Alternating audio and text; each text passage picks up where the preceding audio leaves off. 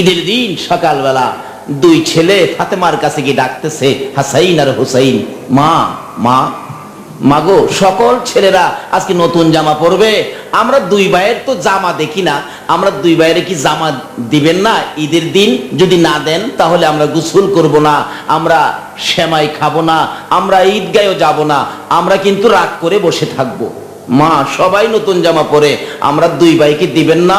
মা কি কন?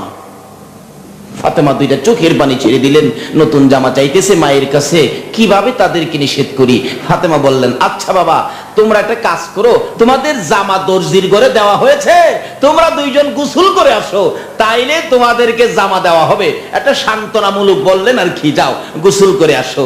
দুইজন যায় আর কয় হাসাইন কয় হুসাইনকে, হুসাইন কয় হাসাইনকে, ভাই আমরার মা নবীর মেয়ে, সুবহানাল্লাহ না, আমাদের মা হলো নবীর মেয়ে,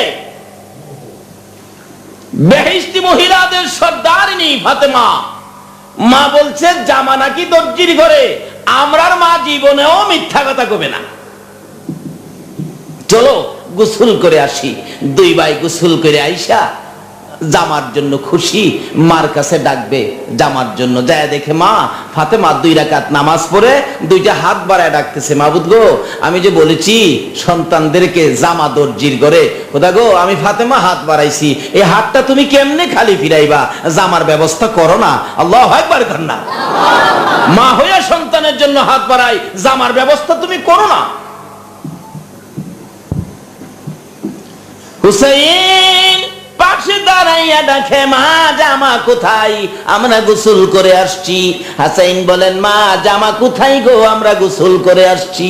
দুইজনে মিলে দুই পাশে ডাকে, ফাতেমা তো হাত নামায় না, প্রভু গো জামার ব্যবস্থা না হওয়া পর্যন্ত আমি হাত নামাবো না, জামার ব্যবস্থা যদি না করো তারাই আমাকে বলবে নবীর মেয়ে হইয়া আমি মিথ্যা কথা বলি, প্রভু গো তোমার বন্ধুর ইজ্জত রক্ষা করো।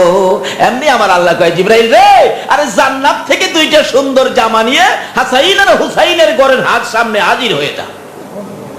জিবরাইল 2 রঙের 2 জামা নিয়ে সামনে হাজির, যাই হোক ওদিকে আমি যাব না, সামনে হাজির হয়ে গেলেন, ডাকতেছেন হাসাইন হুসাইন তোমাদের জামা তৈরি হয়ে গেছে, বলুন তো মায়ের ডাকে জান্নাত থেকে জামার ব্যবস্থা আমার আল্লাহ করলেন কিনা? কিন্তু অবস্থা গরিবী অবস্থায় কাটাইতেন, আসলে গরিব না।